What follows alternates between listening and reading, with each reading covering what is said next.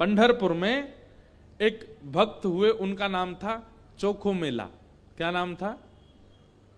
सब लोग सावधानी से इधर देखो, कोई आए जाए आप तब भी हमको ही देखते रहा करो, हाँ, ध्यान से कथा सुनो। तो चोखो मेला नाम के एक भक्त हुए पंढरपुर में। अच्छा, चोखो मेला जो है ये कोई मातृ गर्भ से इनका जन्म नहीं हुआ। कई सारे ऐसे भक्त हैं हमारे भारत में जिन्होंने किसी माता पिता से जन्म नहीं लिया, ठाकुर जी ने उनको प्रादुर्भाव किया। तो चोखो मेला जी जो थे, इनका जन्म कैसे हुआ? देखो, प्रेम की अवस्था सुनिएगा। इनके माता पिता वे एक ब्राह्मण थे।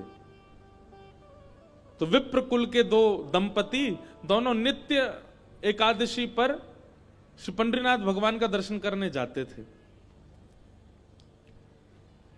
एक दिन की बात, पंडित जी के मन में आया कि हम श्री पंडरीनाथ भगवान का भोग लगाने के लिए कुछ आम ले चलें।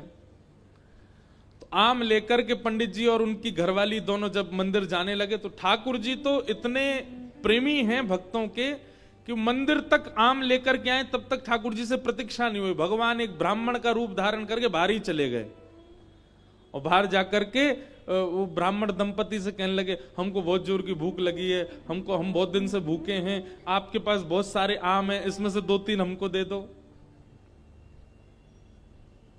अभी कुछ दिन पहले वृंदावन में मैं था, तो एक भक्त आया, वैष्णव आते मिलने। उसने कहा, महाराज जी, मैंने पहली बार सोचा कि मैं श्री जी को अमरूद का भोग लगाऊं, और मैं अमरूद लेकर के बड़े भाव से बरसाने जा रहा था। नहीं तो क्या हुआ? बोले, रास्ता में एक जगह टेम्पू रुका हमारा, ऑटो। इतने में महाराज जी बंदर आया और सबरे अमरूद फैला के और उनमें समेट करके भाग गए। और इतने सारे बंदर आए, सब लेके भाग, एक भी नहीं बचा। मेरा मन तो बड़ा खिन्न हुआ, श्री जी नाराज है मुझसे। मैंने कहा, अरे बाबड़े, श्री जी नाराज ना है, श्री जी से प्रतीक्षा ना है भाई कि तू ऊपर तक आवेगो, ऊपर अमरूद पधरावेगो, और कहीं ये बाहर खड़े पुजारी ने तेरे द्वारा दिए गए अमरूद बांट दिए तो श्री जी को तो भोग नहीं लग पाएगा। और ऐसा ही होता है, पुजारी जी को जो दे दो, पुजारी जी थोड़ी देर दिखा के और फिर सब में बांट देते हैं। तो श्री जी ने कही, इतने भाव से अमरूद लेके आ रहा हो, तो श्री जी ने अपनी गुप्त सेना भेजी, बोले बीचते ही हरण कर लाओ। और मैं सबरे अमरूद बंदर लेके भाज गए, श्री जी ने पा लियो, भोग लगा लियो। तो जब कोई बहुत प्रेम, बहुत आस्था, बहुत बहुत भाव से ठाकुर जी को कुछ चीज अर्पित करने जाता है ना, वो मंदिर तक पहुंचे नहीं पाता, उससे पहले ही ठाकुर जी स्वीकार कर लेते हैं।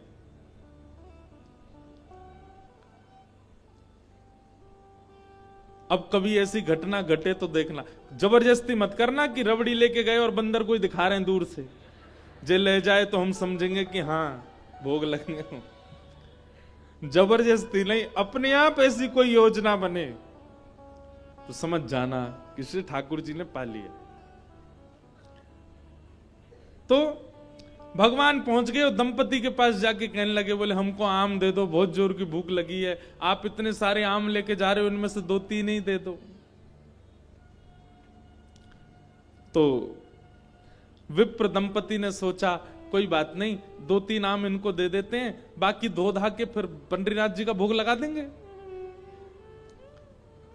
लीजिए लीजिए भैया, आप लोग पाओ।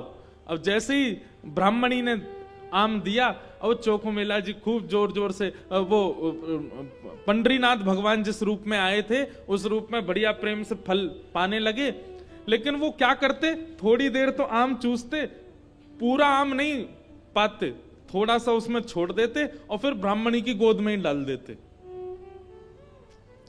एक आम पाया, ये है श्री पंडरीनाथ भगवान। अब दर्शन हो गए पूरे, और ये असली चित्र है श्री पंडरीनाथ भगवान का। अब हमको ही देखो, कथा सुन। तो यही ठाकुर जी ब्राह्मण का रूप धारण करके गए, और महाराज आधे आधे आम चौंके और चौंक करके उनकी गोद में डालते जाएं। बेचारे ब्राह्मण देवता एक दूसरे, दंपति एक दूसरे को देखने लगे, बोले कि ये क्या कर रहे हैं। बोले कोई बात नहीं। दो चार आम पा करके और उच्छिष्ट छोड़ छोड़ करके उनकी गोद में ब्राह्मण तो चले गए। अभी दोनों दंपति सोचने लगे कोई बात नहीं, दो तीन आम बचे, इनको धो के पंडरीनाथ भगवान का भोग लगा देंगे, और ये जो आम ये हमारी गोद में छोड़ गए इनको बांध लो, कोई जानवर या कोई जीव मिलेगा उसको दे देंगे, अभी इनमें आम बचे हैं, कोई जीव खा लेगा। जैसे ही दोनों आगे बढ़े तो ब्राह्मण तो थोड़े आगे चले गए, पत्नी धीरे धीरे पीछे आ रही थी। तभी उसको अचानक इतना भार लगने लगा, वो जो उसने झोली सी बनाई थी, इतना भार लगने लगा कि एक तरफ की ओर वस्त्र खिंचने लगा। जैसे उसने देखा मेरी झोली इतनी भारी हो गई, खोल करके देखा तो वहीं एक नन्हा सा बालक था, उसी का नाम पड़ा चोखो मेला। उनका नाम चोखो मेला इसलिए पड़ा क्योंकि भगवान ने आम चोख करके और गोद में मेल दिया, इसीलिए नाम उनका चोखो मेला। अब इनके कोई माता पिता नहीं है, ये ठाकुर जी ने इनको भेजा है, और ठाकुर जी जिसको भेजते हैं ना, वो निश्चित है कि संसार के भक्तों को पथ दिखाने के लिए भेजते हैं। हमने एक चीज अनुभव की भैया, अधिकतर भक्तों के चरित्रों में देखा गया कि उनका जन्म सामान्य हमारी तरह नहीं हुआ, कुछ ना कुछ अलग होता है। जैसे गोस्वामी तुलसीदास जी महाराज के लिए आता है कि जैसे ही उनका जन्म हुआ, जन्म लेते ही उनके 3200 दांत थे। बालक के दांत होते हैं जन्म लेते ही, तो गोस्वामी जी के दांत थे। और उनके परिवार और गांव के लोगों ने यह सोचा कि ओहो इसके तो सारे दांत निकल आए, ये अपसगुन बालक है, अपसगुन मान करके उनको थोड़ा किनारे कर दिया। वही गोस्वामी तुलसीदास जी बन गए। सूरदास जी महाराज जन्म से ही अंधे हुए, उनके नेत्र ही नहीं थे। सब भक्त ऐसे नहीं होते, पर अधिकतर भक्तों के साथ कुछ जन्म से ही ऐसी स्थिति होती है कि जिसको संसार के लोग ये समझेंगे ये तो अपसगुन है, ये तो अच्छा नहीं हुआ। ठाकुर जी ने देखो उसके संग कैसा किया, अष्टवक्र, जन्म से ही 8 जगह से टेढ़े थे। ऐसी चोखो मेला।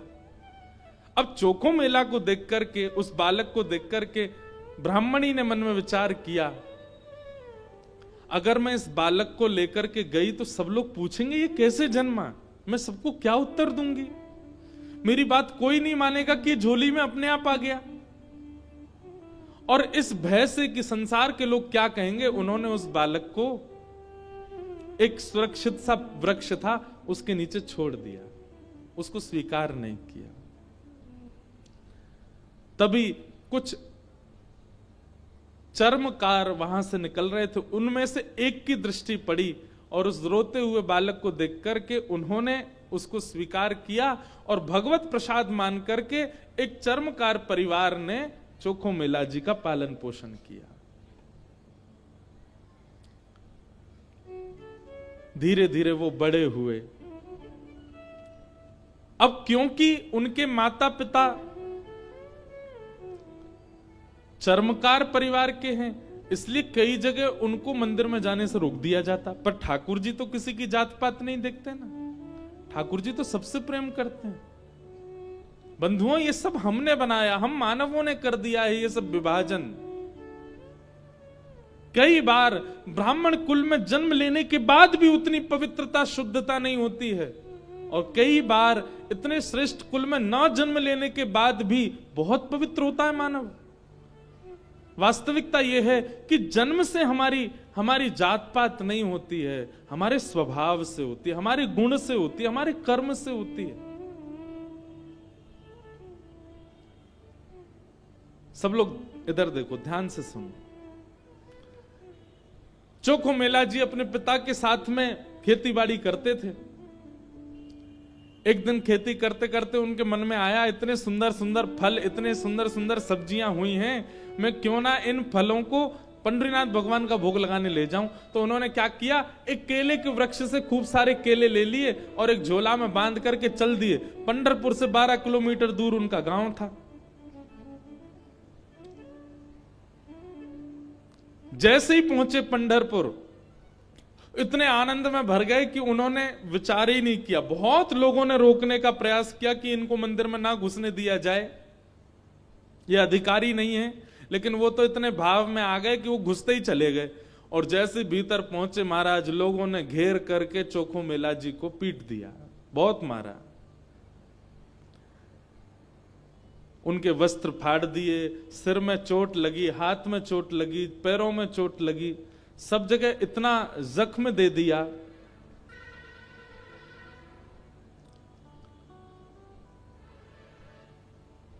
चोखो मेला जी रोते रोते वापस आ गए। पंडरीनाथ भगवान को भोग नहीं लगा पाए।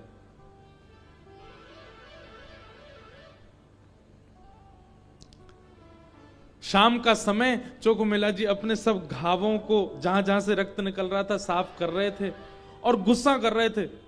बोले अब नहीं आऊंगा आपके पास, बैठ गए हो, ईंट के ऊपर खड़े हो गए हो, इतने सारे अपने आगे जो है धर्म शास्त्र के मर्मज्ञ लगा दिए हैं, वे सब जात पात देख करके दर्शन कराते हैं, खड़े रहो, बने रहो महाराज अपने रूप में, हम तो नहीं आएंगे आपका। अरे कुछ करने थोड़ी आया था, कुछ मांगने थोड़ी आया था, अपने खेत के बढ़िया फल लेकर के आपका भोग लगाने आया था। इतने में ही नील वर्ण के श्याम सुंदर पीतांबरी पहने चलते हुए चोखो मेला के पास प्रत्यक्ष प्रकट होके आ गए। चल करके आए और चोखो मेला के पास आकर के गले में गलवैया डाल करके बैठ गए। ए चोखा, नाम ही भगवान उसको चोखा बोलते, ए चोखा तू इतना उदास क्यों हो रहा है? बोले उदास? इतना पिटवाया हमको, हाथ पांव सब तोड़ ताड़ दिए हमारे, और अब मेरे घर आ गए हो, मेरे गले में गलवैया डाल करके बैठे हो। ये सब लीला क्यों करते हो आप? वहां क्यों नहीं रोका आपने सब पुजारियों को, पंडाओं को, ये सब ब्राह्मणों को? ठाकुर जी बोले देख चोखा, वे सब मुझे पूजते तो हैं, मेरी सेवा तो करते हैं, पर मुझको पाषाण मानते हैं, मुझको मूर्ति ही मानते हैं, और जो मुझे पाषाण मानता है ना, उनके लिए मैं पाषाण ही रहता हूं। उनके लिए ना मैं बोलता हूं, ना मैं हंसता हूं, मैं बस एक टक खड़ा रहता हूं, ना मैं खाता हूं, ना मैं पीता, कुछ नहीं। तू तो मुझे पाषाण नहीं मानता ना, तू तो मुझे साक्षात ठाकुर जी मानता है, इसीलिए तो अपने अपने अपने बगीचे के फल लेकर के मेरे पास आया। वहां बहुसंख्यक पाषाण मानने वाले लोग हैं, इसलिए मैं उनके सामने बोला नहीं। एकांत में जब तू आ गया तो मैं तेरे पास आ गया। चल चोखा, अब तू मुझे अपने अपने आंगन के फल खिला दे। अब देखिए, ना धर्म है, ना अर्थ है, ना काम है, ना मोक्ष है, केवल प्रेम है चोखो मेला के पास। अपने हाथों से सुंदर छिलका उतार उतार करके श्री पंडरीनाथ भगवान को अपने हाथ से खिला रहा है चोखो मेला, जिसके लिए कहीं ना कहीं हम लोग प्रतिबंधित कर देते हैं कि भगवान को सब नहीं छू सकते। वो खुद अपने घर में बैठा करके ठाकुर जी को खिला रहा है और ठाकुर जी पा रहे हैं।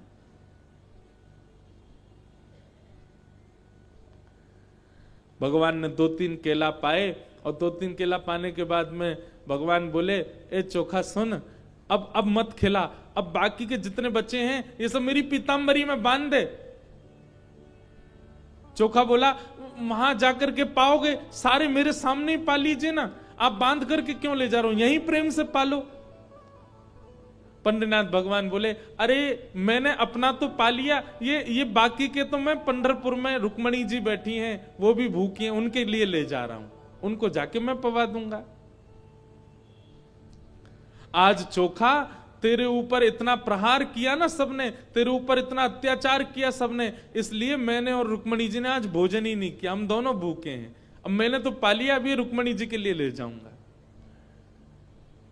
चोखा मेला खूब रोने। अब मैं यहां तो गा नहीं सकता, मुझे आते भी नहीं, मराठी में इतने सुंदर सुंदर पद हैं उनके। भगवान अपनी पीतांबरी में केले बांध करके पंढरपुर आ गए और पंढरपुर में आकर के रुक्मणी जी को पवाया। प्रातः काल ब्रह्म मुहूर्त में जैसे ही कपाट खुले श्री पंडरीनाथ भगवान के, चारों ओर केले के छिलके पड़े हैं और केले के छिलके देख करके सब पंडा पुजारी बोले हम तो कपाट बंद करके गए, ये केला के छिलका यहाँ कैसे पड़े हैं, ये कौन लेके आया? तभी एक उनमें से बोले कल वो आया था ना एक चर्मकार का बालक, वही अपने संग बांध के लेके आया था इतने सारे केले, उसको सुबह तो हमने मार पीट के भगा दिया, निश्चित ही वो कहीं से रात में आ गया है और रात में आकर के सब यहां खा करके गया है ठाकुर जी के आगे। उसका उद्देश्य तो गर्भगृह को बेकार करना ही था, इसलिए ये सब हुआ है, ये उसी ने किया है। और सब पंडा पुजारी नाराज हो गए, अपने हाथ में डंडा ले ले करके कमर कस के सब पहुंच गए चोखो मेला के घर, और वहां पहुंच करके घर से निकाल करके फिर पीटा उनको, फिर मारा। कितनी परीक्षा लेते हैं ठाकुर जी, हम तो नेक आदमी घबरा जाते हैं। चोखो मेला घर में सो रहे थे और घर में जाकर के वहां से घसीट करके उनको मारा सबने। बोले अरे दुष्ट पापी, तुझको मंदिर में नहीं जाने दिया तो रात्रि तू गर्भगृह में घुस गया।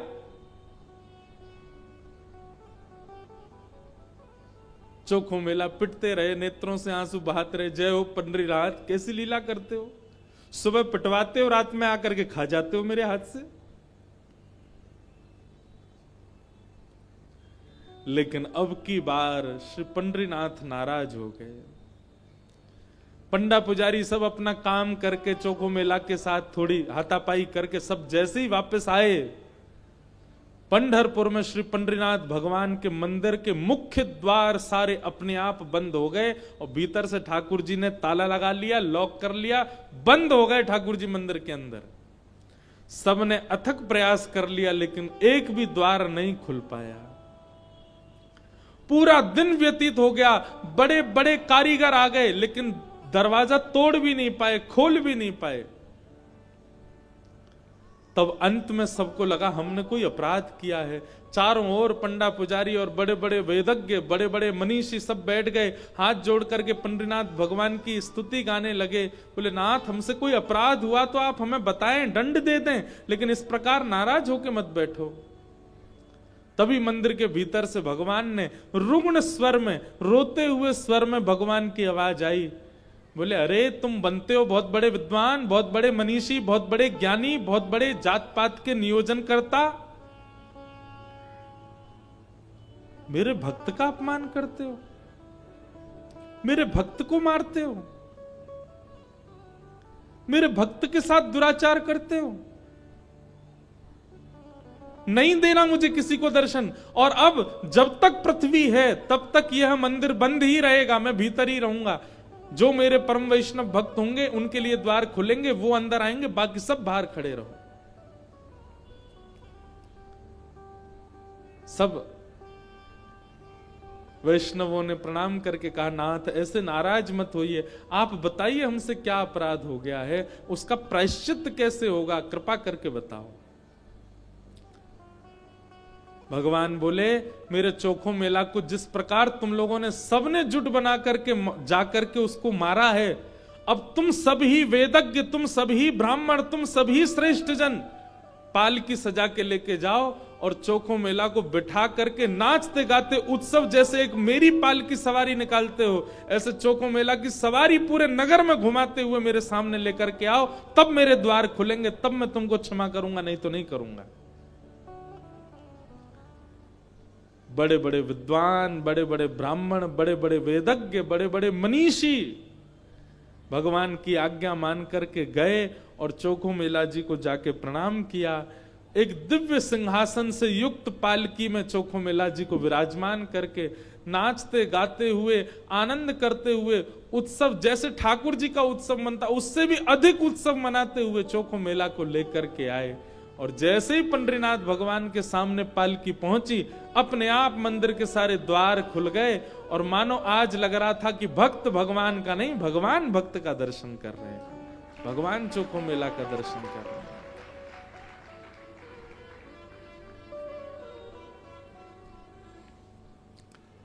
प्रेम बड़ा है, ज्ञान बड़ा नहीं। ज्ञान आवश्यक है, वैराग्य आवश्यक है, सब कुछ आवश्यक है, पर प्रेम प्रधान है। प्रेम के बगैर कहीं ना कहीं आप ठाकुर जी से दूर ही रहोगे। इसलिए भैया ज्ञान बहुत आवे इसकी कामना मत रखो, हमारा जप बहुत बने इसकी भी कामना मत रखो, हमारा नियम बहुत बने इसकी भी कामना मत रखो, हम नित्य तीर्थ जाते रहें ये ऐसी कामना भी मत रखो। कामना केवल एक रखो, हम जहां भी रहें, जैसे भी रहें, जिस स्थिति में रहें, हमारा प्रेम सदा बढ़ता रहे ठाकुर जी के प्रति। और श्रीमद् भागवत प्रेम प्रकट कराने वाला ग्रंथ है। ज्ञान चाहिए तो अन्य शास्त्रों को पढ़ लीजिए, वैराग्य चाहिए तो अन्य शास्त्रों के पास चले जाइए, लेकिन प्रेम चाहिए तो भागवत जी की शरण में आइए। तो धर्म आवश्यक है, अर्थ आवश्यक है, काम आवश्यक है, मोक्ष भी आवश्यक है, परंतु प्रेम के आगे नहीं। प्रेम प्रधान है। या फिर ऐसा कह दें कि धर्म में, मोक्ष में, प्रेम में, धर्म में, मोक्ष में, काम में और अर्थ में त्रुटि हो सकती है, लेकिन प्रेम यदि प्रधान है तो वहां की त्रुटि नजरअंदाज कर दी जाती है। प्रेम प्रधान होना चाहिए। और भागवत की कथा वही सिखाती है, क्योंकि भागवत जी की रचना ही प्रेम के कारण हुई। श्री वेदव्यास जी महाराज ने भागवत की रचना करके अपने पुत्र सुखदेव जी को हिमालय में, जो कि निर्गुण निराकार ब्रह्म की उपासना कर रहे थे, उनको शिष्यों के द्वारा बुलवाया और संपूर्ण भागवत का ज्ञान प्रदान किया। फिर उन्हीं सुखदेव जी ने वही भागवत का ज्ञान परीक्षित को प्रदान किया। प्रश्न हुआ ये परीक्षित कौन है? तब यहां से महाभारत का प्रसंग प्रारंभ हुआ कि यदा मृधे कौरव संजयाना वीरेस्वथो वीरगतिं गतेषु ब्रकोदरा विद्गदा विमर्श भ्रगनो रुदंडे धृतराष्ट्रपुत्रे।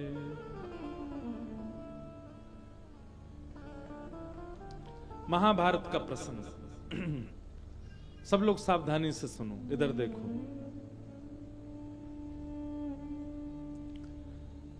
थोड़ा महाभारत का प्रसंग है। महाभारत का युद्ध पांडव जीत चुके हैं और पांडवों के भीम ने दुर्योधन की जंघा तोड़ करके महाभारत का युद्ध अपने पक्ष में लिया है। जिस बात से हैरान दुर्योधन अब सोच रहा है कि मैं कैसे भी करके इनको मारूं। बंधुओं, एक पाप का एक सिम्टम सुनना चाहेंगे? हमारे अंदर पाप आया है तो एक लक्षण हमारे अंदर आएगा। क्या? हम किसी से ईर्ष्या करते हैं, द्वेष करते हैं, किसी के प्रति छल करते हैं, कपट करते हैं। ये सब पाप का ही स्वरूप है। परंतु पाप हावी हो जाएगा तब हम अधर्म का मार्ग लेकर के कैसे भी सामने वाले का अनित करने का विचार करने लग जाएं, तो समझ जाना पाप आपके भीतर घर कर चुका है। ठीक है, आपसे ज्यादा श्रेष्ठ कोई बन गया, ईर्ष्या हुई, इतना चलेगा, लेकिन आपने कुछ किया नहीं, अपने काम में लगे रहे। लेकिन जिस दिन ईर्ष्या के कारण आप उसका अनहित करने का मन बनाने लग जाओ, उसी दिन समझ जाना कि पाप आपके चित्त में भयंकर रूप से विद्यमान हो गया। ईर्ष्या हो रही है यहां तक ठीक है, पर ईर्ष्या के कारण आप उसका अनहित करने लग जाओ और उसी की योजनाएं बनाने लग जाओ, ये पाप आपके चित्त में घर करके बैठा है, उसी का परिणाम है।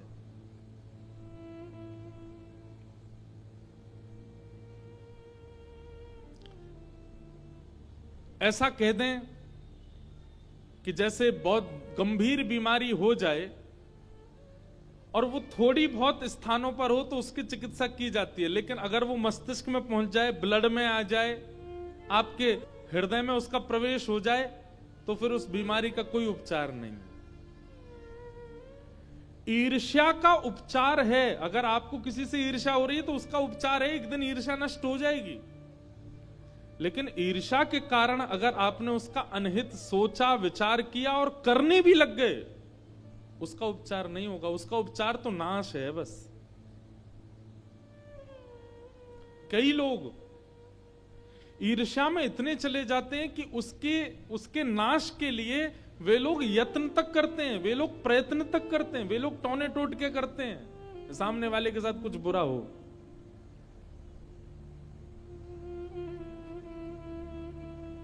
अरे कहां तक कहें, मंदिर भी इसीलिए जाते हैं कि हमारा पड़ोसी आजकल बहुत चौड़ रहा है, बहुत बढ़िया कमा रहा है, खा रहा है, सब बढ़िया चल रहा है, उसके संग कुछ अनहित होना चाहिए, इसलिए मंदिर जा रहे हैं। समझ जाइए कि आपके ऊपर कलयुग का पाप का पूर्ण रूपेण प्रभाव हो चुका है, क्योंकि आप ईर्ष्या से ऊपर उठ करके अब उसका अनहित चाहते हैं।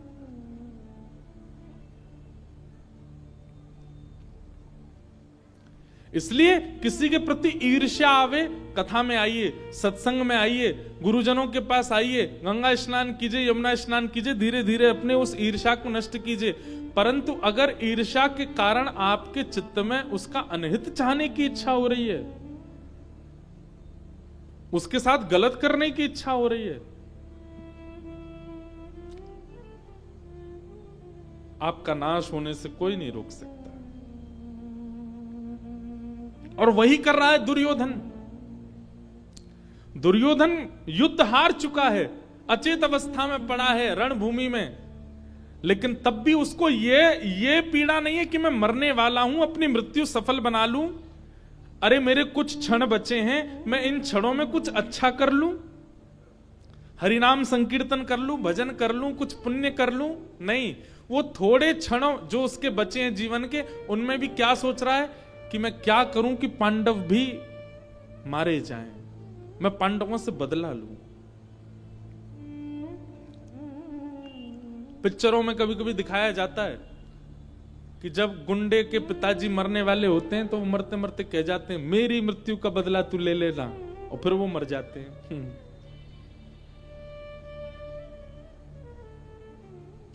ये पिक्चरों तक अच्छी बात है, पर जीवित अवस्था में ऐसी स्थिति ना आवे। अरे अंतिम श्वास हम कभी कभी देखते हैं, फ्लाइट में हो, कभी कहीं जा तो कभी देखते हैं पिक्चर, उसमें जब ऐसी तब सोचते हैं अरे यार अंतिम श्वास ले रहा था, कम से कम राम नाम तो बोल जाता, अंतिम श्वास ले रहा था नारायण नारायण ही बोल के चला जाता।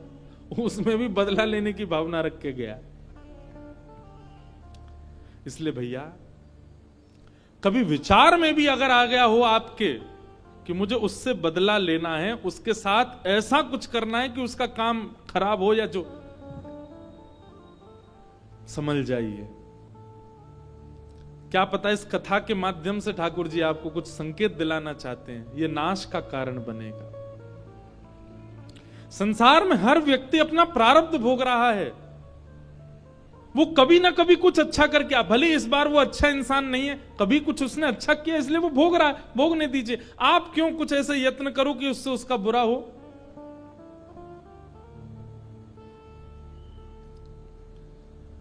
दुर्योधन अचेत अवस्था में पड़ा है और उसी समय गुरुपुत्र अश्वत्थामा दिखाई देते हैं दुर्योधन को। दुर्योधन कहता है, अश्वत्थामा तुम्हें मेरा एक काम करना है। क्या? हम रणभूमि में तो पांडवों को नहीं मार पाए, पर अब हमें छल से उनको मारना होगा। हम महाभारत का युद्ध तो हार गए, पर हम यदि हस्तिनापुर की गद्दी पर नहीं बैठे तो ये पांडव भी नहीं बैठने चाहिए।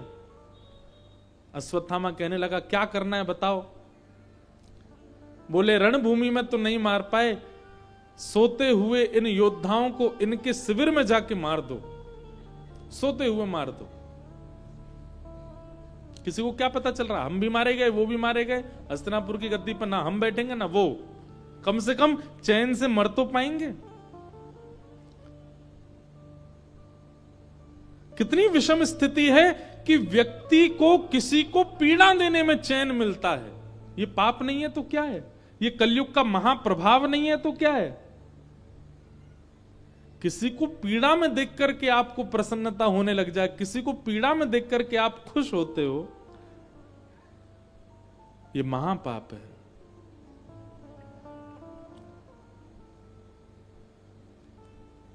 और आप और हम तो कथा में बैठे हैं, इसलिए हम लोगों के लिए ऐसा लगता है कि ऐसे लोग तो नहीं होंगे संसार में, पर आप जान करके आश्चर्य करेंगे, ऐसे लोगों की सबसे ज्यादा संख्या है जो किसी के अनहित होने की खबर सुन करके घर में उत्सव मनाते हैं। बोले आज तो भैया पार्टी होएगी, क्यों? उसका बुरा हुआ इसलिए हम खुशी मना रहे हैं। ये पाप नहीं, महापाप।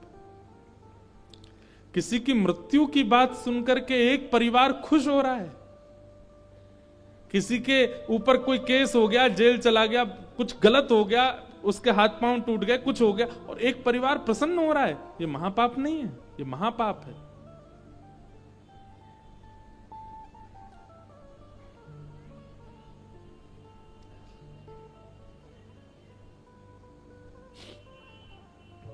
अश्वत्थामा अर्धरात्रि में गए पांडवों को मारने के लिए, लेकिन जिनके रक्षक सुदर्शन चक्रधारी, उनको कौन मार सकता है?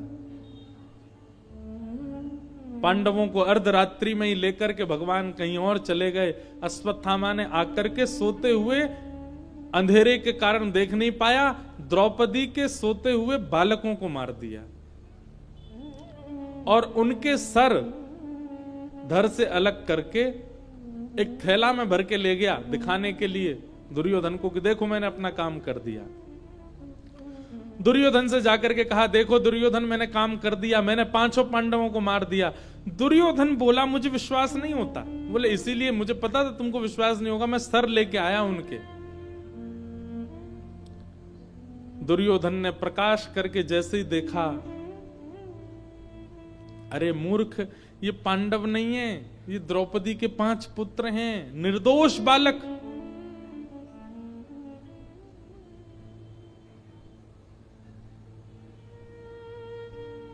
पांडवों का उत्सव मनना था, परंतु मातम मनने लगा।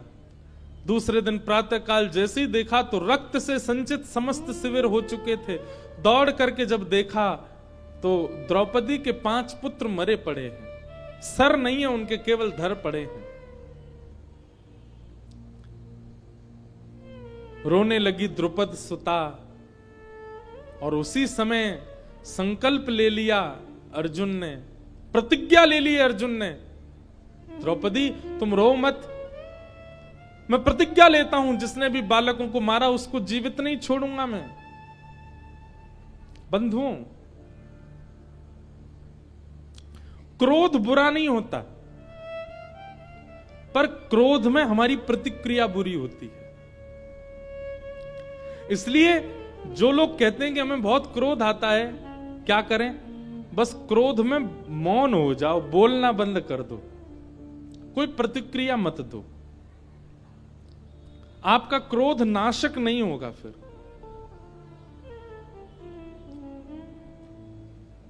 क्रोध आने दीजिए, बस आप क्रोध में बोलना बंद कर दीजिए।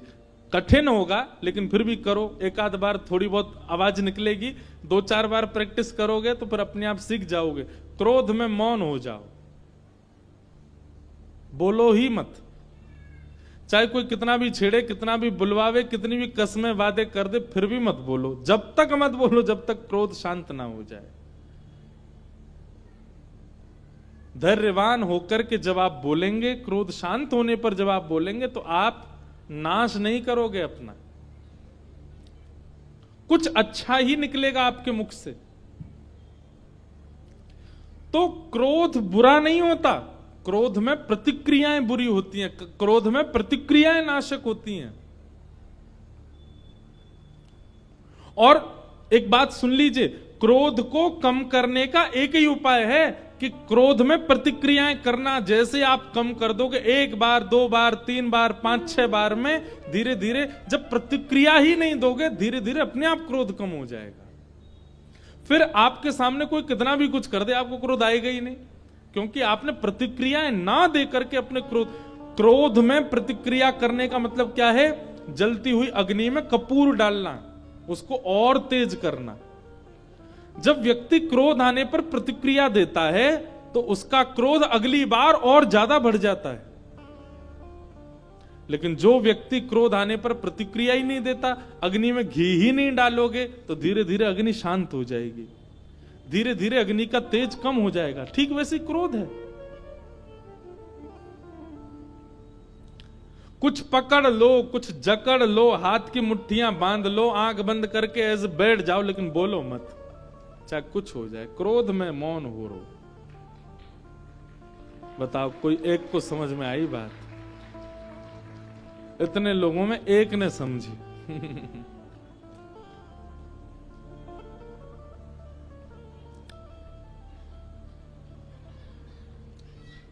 अर्जुन ने प्रतिज्ञा ले ली कि मैं इन बालकों के हत्यारे को जीवित नहीं छोड़ूंगा। भगवान बोल रहे हैं, अर्जुन क्रोध में कोई निर्णय मत लो। लेकिन क्रोधी व्यक्ति किसी की सुनता नहीं है।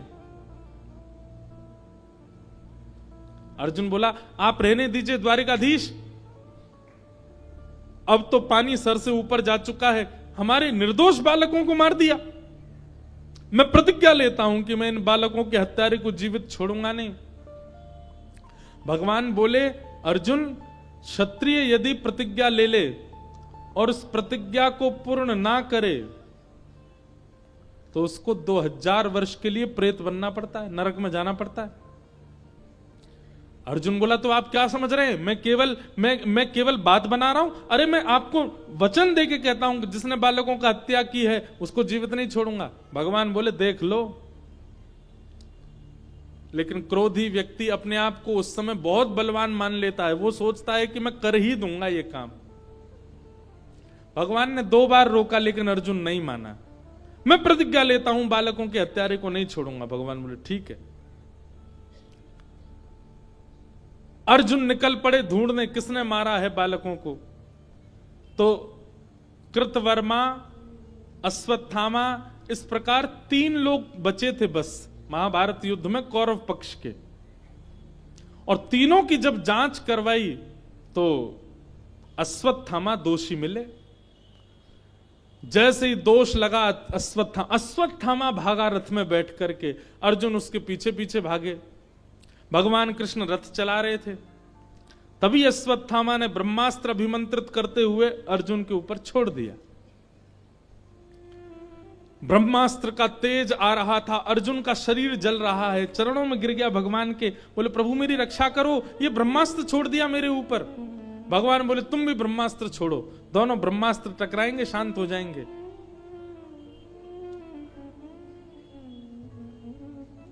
अर्जुन ने किसी प्रकार से ब्रह्मास्त्र शांत करके अश्वत्थामा को पकड़ लिया और पकड़ करके उसके हाथ और पैर बांध करके अपने रथ के चक्के से बांध दिया और घसीटते हुए लेके आ रहा है। यहां पांडवों की समस्त सेना और पांडव और द्रौपदी सब रुदन कर रहे थे। तभी किसी ने हल्ला किया, अर्जुन बालकों के हत्यारे को पकड़ लाया है। सब देखने के लिए बाहर आ गए। देखें तो सही, किसने मारा इन निर्दोष बालकों को? हाथ पैर बंधे हुए अश्वत्थामा के। अश्वत्थामा कौन है? पांडवों के गुरु कृपाचार्य का पुत्र है, यानी कि गुरु पुत्र है। अश्वत्थामा को जैसे ही देखा द्रौपदी ने, तुरंत बोल पड़ी द्रौपदी और क्या कहती है? द्रौपदी कह रही है कि तथा हतम पशुवत पाशबद्ध मवांग मुखम कर्म जुगुप्सितेन निरीक्ष कृष्णापकृतं गुरु सुतं वाम स्वभावा कृपयान नाम च। उवाच चास्य हन्तस्य वन्धनानयनं सतिं मुच्यतामेष ब्राह्मणो नितरां गुरु। द्रौपदी बोली, अर्जुन तुम किसको पकड़ के लाए हो? अर्जुन बोला, तुम्हारे बालकों का हत्यारा है अश्वत्थामा। द्रौपदी बोली, तुम ये क्यों भूल गए हो कि ये हमारे गुरु का बेटा है, ये गुरुपुत्र है और गुरुपुत्र गुरु के समान होता है। अर्जुन, हम क्षत्रिय हैं और ये ब्राह्मण हैं, ब्राह्मण पूजनीय होता है। अर्जुन बोला, ये सब बातें बाद की विचार की होती हैं, पर आतताई का कोई धर्म नहीं होता, आतताई का कोई घर परिवार नहीं होता। ये आतताई है, बालकों का हत्यारा है। इसके प्रति ये भावना थोड़ी रखेंगे कि ये गुरुपुत्र है, ये ब्राह्मण है। और मैंने प्रतिज्ञा ली है कि मैं बालकों के हत्यारे को जीवित नहीं छोड़ूंगा, मैं तो इसको मारूंगा। द्रौपदी बोली, अर्जुन, क्या इसको मारने से मेरे मरे हुए 5 पुत्र जीवित हो जाएंगे? अर्जुन बोले, नहीं। सुनो, बात सुनो, कथा सुनो, अभी ताली नहीं बजाओ, कथा सुनो।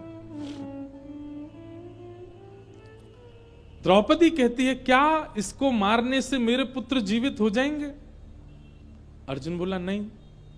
तो फिर उसको क्यों मारना? और दूसरी बात, अगर तुमको मेरे ऊपर इतनी दया आ रही है कि मेरे 5 पुत्र मारे गए, तो एक तरफ दृष्टि उठा करके देखोगे तो 5 पुत्र भले ही मेरे चले गए, पर 5 पति जीवित हैं।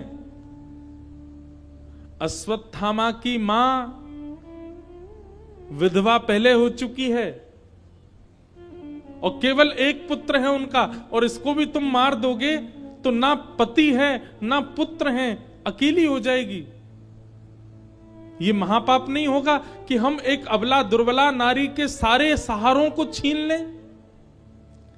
मेरे 5 पुत्र छीन लिए गए, पर 5 पति जीवित हैं, मैं इनके सहारे रह लूंगी। लेकिन अश्वत्थामा की मां के लिए तो विचार करो अर्जुन, उनके पति भी नहीं है और एकमात्र पुत्र है, उसको भी मार दोगे तो पुत्र मरने की क्या वेदना होती है, ये मैं अभी जूझ रही हूं इससे, मुझे पता है। मैं नहीं चाहती कि जिस वेदना में एक मां है उस वेदना में दूसरी मां भी जाए। अश्वत्थामा, अर्जुन मेरी आज्ञा मानिए, क्योंकि मेरे पुत्र मरे हैं, अश्वत्थामा को मत मारो। अर्जुन अब सोच में पड़ गए, मैं क्या करूं। युधिष्ठिर की ओर देखा, भैया आप आज्ञा कीजिए, आप समझाइए ना द्रौपदी को। युधिष्ठिर कहने लगे, नहीं अर्जुन, द्रौपदी ठीक कह रही है, द्रौपदी की बात में बल है, अश्वत्थामा को मत मारो। भीम कहने लगा, बोले सबको छोड़ अर्जुन, तू तलवार मुझे दे, मैं मार देता हूं इसको। नकुल सहदेव की ओर देखा, नकुल सहदेव भी बोले, हम भी द्रौपदी के पक्ष में, इसको मत मारो। प्रजा की ओर देखा तो प्रजा कहने लगी, हमारे हवाले कर दो, हम मार देंगे। और सबकी ओर देखते हुए जब अंत में श्री कृष्ण की ओर देखा तो आलोक्य वदनम सख्य, अर्जुन ने जब श्री कृष्ण की ओर देखा, अपने सखा की ओर देखा, भगवान ने जैसे मानो एक रूठा हुआ व्यक्ति अपना मुख फेर लेता है, ऐसे ठाकुर जी ने रूठ के मुख फेर लिया। क्यों? क्योंकि भगवान तो पहले ही मना कर रहे थे अर्जुन को कि अर्जुन ये प्रतिज्ञा मत ले, तू बालकों के हत्यारे को मार देगा। लेकिन अर्जुन ने तब नहीं माना था। भगवान के चरणों में प्रणाम करके बोलने लगा, बोले प्रभु आप आज्ञा कीजिए ना, मैं क्या करूं। भगवान बोले, नहीं नहीं, तू तो पहले ही निर्णय ले चुका था, अपनी प्रतिज्ञा पूरी कर। और मेरे से क्यों पूछ रहा है? द्रौपदी के बालक मारे गए हैं, द्रौपदी की जो आज्ञा हो वो कर। अब देख अर्जुन, तेरी प्रतिज्ञा है कि बालकों के हत्यारे को मारेगा, तो इसको मार दे। लेकिन द्रौपदी के बालक मारे गए हैं, तो द्रौपदी की आज्ञा के बिना तू नहीं मार सकता। द्रौपदी कहती है नहीं मारो तो इसको मत मारना। लेकिन भीम तुम्हारे बड़े भैया हैं, वो कह रहे हैं कि तू हट जा, मैं मार दूं, तो उनकी आज्ञा मानो। लेकिन युधिष्ठिर तुम्हारे सबसे बड़े भैया हैं, उनकी बात तो तुमको माननी चाहिए। वो कह रहे हैं मत मारो, तो तुमको नहीं मारना चाहिए। मारो मत मारो, मारो मत मारो, मारो मत मारो। भगवान ने इसी के बीच अर्जुन को छोड़ दिया। अर्जुन बोला सबकी छोड़ो, आप अपनी राय बताओ, मैं क्या करूं? भगवान मंद मंद मुस्काए, बोले सोच ले, दे दूं राय? बोले हां, करेगा ना पालन? बोले बिल्कुल करूंगा। भगवान कहते हैं कि ब्रह्म बंधु न हंतव्य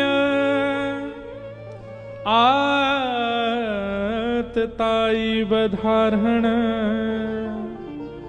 मय्यैवो भयमामातं परिपायानुशासनम्।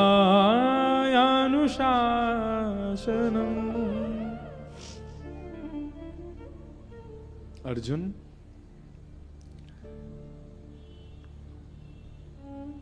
ब्राह्मण कैसा भी क्यों ना हो, उसको मारना नहीं चाहिए।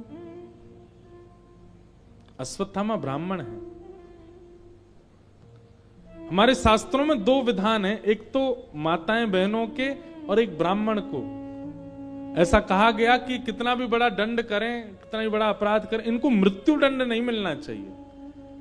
आजीवन कारावास दे दो, जीवन भर के लिए जेल में ही डाल दो, मृत्यु ही जेल में हो, वो ठीक है, पर मृत्यु दंड नहीं देना, ना तो माताओं को और ना ही ब्राह्मण को। अब किसी ने मुझसे कहा, बोले आप तो ब्राह्मणों का पक्ष लोगे क्योंकि स्वयं ब्राह्मण हो। एक बात हमारी ध्यान से सुनना,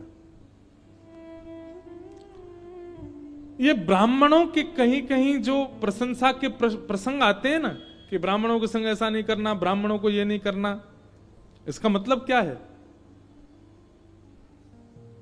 ठाकुर जी कह रहे हैं बाकी सबको तो उनके कर्म का दंड आप दे दो, लेकिन ब्राह्मण यदि कुछ गलत करेगा तो उसको दंड आप नहीं देना, उसको दंड मैं दूंगा। उसको दंड देने का अधिकार मेरे हाथ में है। और देखो, हम आप सब दंड देंगे तो नेक नेक ही दे देंगे, लेकिन ठाकुर जी जब दंड पानी बनते हैं ना। हमारी कथा हुई थी 1 महीना की नासिक में, 1 महीना कथा की थी। नासिक कथा में हमने दंडपाणी भगवान का वर्णन किया। इतना भयावह रूप होता है जब ठाकुर जी दंडपाणी बनते हैं। तो ब्राह्मण कोई अपराध करे तो इसका मतलब यह नहीं कि भागवत जी उसको छूट दे रही है कि चलो तुमको मृत्यु दंड नहीं। ब्राह्मण यदि कोई अपराध करेगा और कोई भी अपराध करे उसको दंड यही मिल जाएगा, लेकिन ब्राह्मण जब अपराध करता है तो ठाकुर जी दंडपाणी रूप धारण करते हैं और कहते हैं तुझको तो मैं देखूंगा, तू आ मेरे पास। और ब्राह्मण को दंड भगवान देते हैं। इसलिए ब्राह्मण को तो और ज्यादा संभल के क्रिया करनी चाहिए, क्योंकि उसके दंड का अधिकार तो भगवान ने हाथ में ले रखा है। छूट नहीं है ब्राह्मणों को, उनके लिए और कठिन प्रावधान है। तो भगवान कह रहे हैं अर्जुन, ब्राह्मण कैसा भी क्यों ना हो उसको मारना नहीं चाहिए। लेकिन तुरंत भगवान कहते हैं पर अर्जुन, बालकों का हत्यारा कोई भी क्यों ना हो उसको छोड़ना नहीं चाहिए।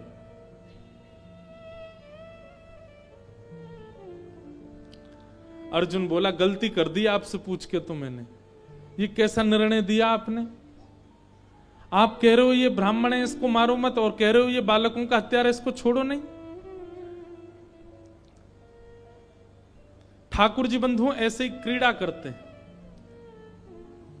कई बार ठाकुर जी की ना में हां होती है और कई बार ठाकुर जी की हां में ना होती है। ये तो गुरुजन ही बता सकते हैं कि वो हां कर रहे हैं कि ना कर रहे हैं। कई बार हमें लगता है कि ठाकुर जी की शायद इसमें रजामंदी है, पर नहीं, वो दिखाएं ऐसा रहे कि उनकी रजामंदी पर है नहीं है। श्री कृष्ण के आश्रय में रहना बहुत आसान नहीं है, बहुत दिमाग घूम जाता है महाराज।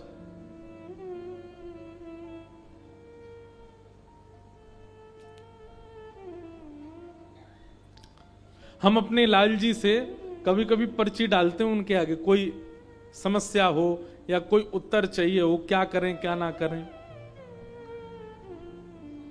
तो जैसे कई बार होता है कि वहां जाएं कि नहीं जाएं, ठाकुर जी आप बताओ। तो 3 पर्ची डालते हैं, एक में हां, एक में ना, और तीसरी वाली डालते हैं कि ठाकुर जी कह रहे हैं जैसी तेरी मर्जी। ज्यादातर तो वो तीसरी वाली पर्ची उठती है, बोले जैसी तेरी मर्जी, हमसे मत पूछे। इसका मतलब क्या है? अपने ऊपर प्रेशर नहीं लेते, बोले अपने बुद्धि विवेक से देख तुझे क्या करना है।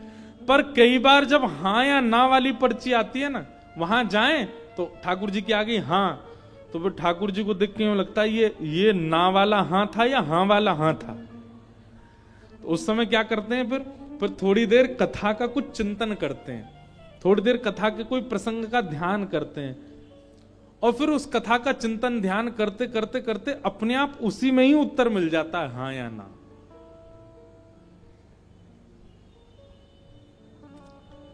तो श्री कृष्ण को समझना थोड़ा टेढ़ा तो है, पर समझ में आ जाए तो आनंद भी उतना ही है। अब अर्जुन को बोल रहे हैं ब्राह्मण को मारना नहीं चाहिए, बालकों के हत्यारे को छोड़ना नहीं चाहिए। अर्जुन बोला एक ही बात बता दो, क्या करूं, मारूं कि छोड़ूं? भगवान बोले अब ये तेरा निर्णय, मैंने तो अपना दे दिया। ब्राह्मण को मारना नहीं चाहिए, बालकों के हत्यारे को छोड़ना नहीं चाहिए। अर्जुन ने थोड़ी देर ध्यान लगा करके अपनी बुद्धि पर थोड़ा दबाव डाला, चिंतन किया कि मैं क्या करूं। तब अर्जुन को समझ आया ये ब्राह्मण है इसलिए इसको मृत्यु दंड नहीं दे सकते, ये बालकों के हत्यारा इसलिए इसको जीवित नहीं छोड़ सकते। इसका मतलब मुझे ऐसा कुछ करना है जिससे ये जीवित भी रहे और हर क्षण मरता भी रहे। और उसके लिए एक ही उपाय है, क्या? अश्वत्थामा गुरुपुत्र है, इसका बहुत सम्मान है, सब लोग इसको प्रणाम करते हैं। बहुत सम्मान करने वाले समस्त हस्तिनापुर के वासियों के मध्य इसका अपमान ही इसका मृत्यु दंड है। और भरी सभा भरे समाज में मणिम जहार मूर्धन्यम, उसकी ब्रह्म तेज की मणि को निकाल करके अश्वत्थामा की आधी मूंछ, आधी दाढ़ी और शिखा छेदन करके सबके सामने उसका अपमान करते हुए उसको जीवित छोड़ दिया।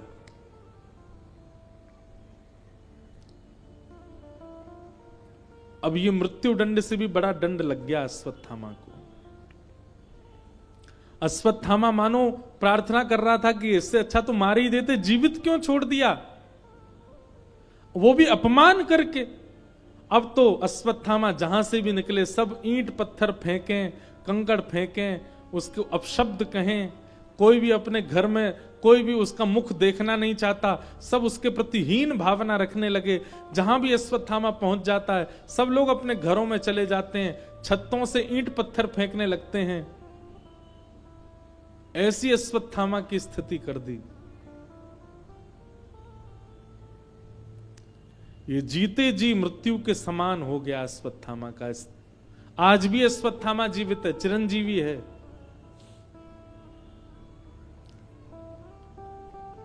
अश्वत्थामा ने अपने अपमान का बदला लेने का मन बना लिया। बोले इसने ठीक नहीं किया मेरे साथ, मैं बदला तो लूंगा। पांडवों के 5 वंशधरों को मैंने मार दिया, अब इनके वंश में केवल एक बालक है जो इनका तर्पण करने वाला होगा, जिसका अभी जन्म ही नहीं हुआ, जो अभी मां के गर्भ में है। कौन? अर्जुन के पुत्र अभिमन्यु की पत्नी के गर्भ में पल रहा नवजात बालक। यदि उसको मैंने मार दिया जन्म लेने से पहले ही, तो ये पांडव, इनके यहां कोई जल देने वाला भी नहीं बचेगा, इनके यहां कोई श्राद्ध करने वाला भी नहीं बचेगा। और गर्भवती उत्तरा को मारने के लिए ब्रह्मास्त्र छोड़ दिया अश्वत्थामा ने। उत्तरा के गर्भ की ओर जैसे ही ब्रह्मास्त्र आने लगा,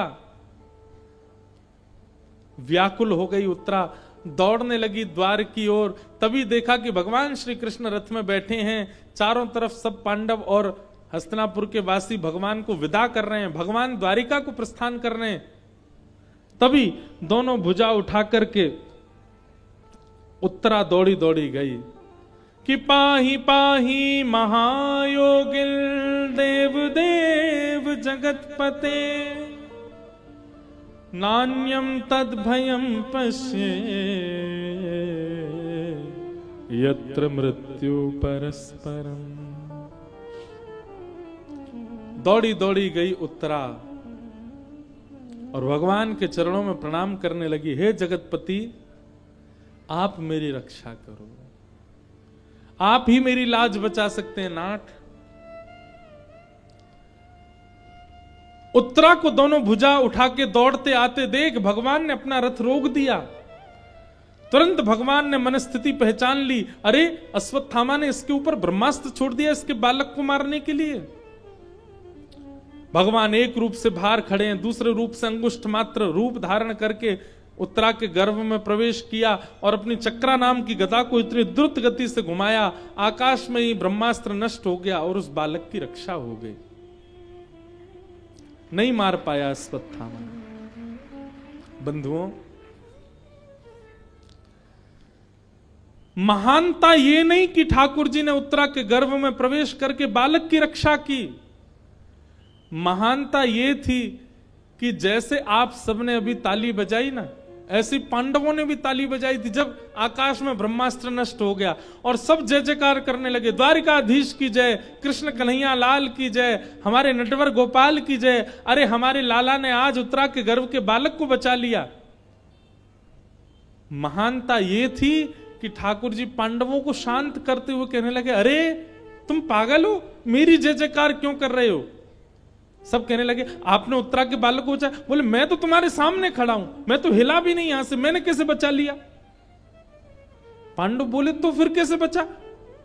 बोले मैंने नहीं बचाया, उत्तरा के धर्म ने, उत्तरा के नियम ने, उत्तरा के पाठ पूजा ने, उत्तरा के पातिव्रत ने, उत्तरा के नियम धर्म ने उसकी रक्षा की है, मैंने उसकी रक्षा नहीं की। मतलब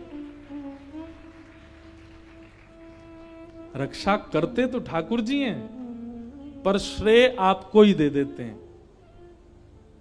अरे पहाड़ों पे गाड़ी चला रहा था मैं, आगे से ट्रक आया और मैंने ऐसे करके बचा ली गाड़ी। उस समय ठाकुर जी हंसते हैं, हाँ यही बच के आया वहां से। जबकि वो बल हमारा नहीं होता है, ठाकुर जी का ही होता है। ठाकुर जी कृपा करते हैं। महाराज जी कोरोना काल में सारे डॉक्टरों ने मना कर दिया था और मेरी तो सांस फूलने लग गई थी, लेकिन मैंने अपना साहस नहीं तोड़ा, अपना विश्वास नहीं तोड़ा। देखिए आज आपके सामने बैठा हूं। उस समय हंसी आती, अच्छा ठाकुर जी सोच रहे होंगे देखो अपने आप ही बच गया बेचारा।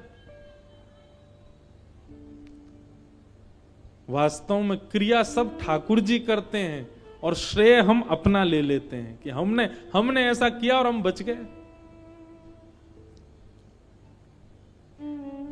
आप लोग भी यदि कहते हैं आपकी कथा सुनकर के हमारे चित्त में भक्ति आ गई और मैं कहने लग जाऊं हाँ मेरी कथा से भक्ति आई, तो ठाकुर जी मुझ पे भी हंसते होंगे, वाह तेरी कथा से बदल रहे हैं लोग।